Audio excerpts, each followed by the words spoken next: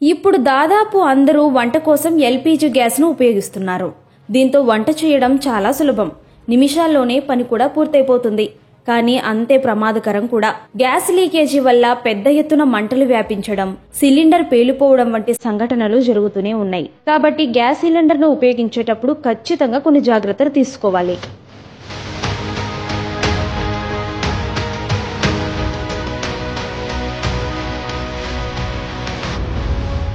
Cylinder నుంచి gas leak అవుతుంటే ఏం చేయాలో వివరించే వీడియోను కేంద్ర పెట్రోలియం, సహజ వాయువు మంత్రిత్వ శాఖ విడుదల చేసింది.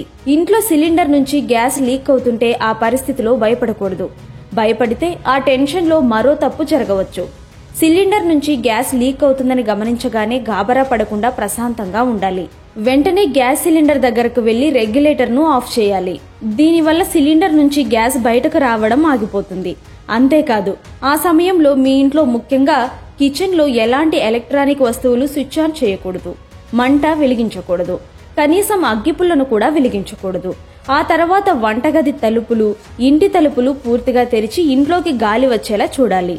దీనివల్ల అప్పటి వరకు లీక్ అయిన గ్యాస్ బయటకు వెళ్లిపోతుంది.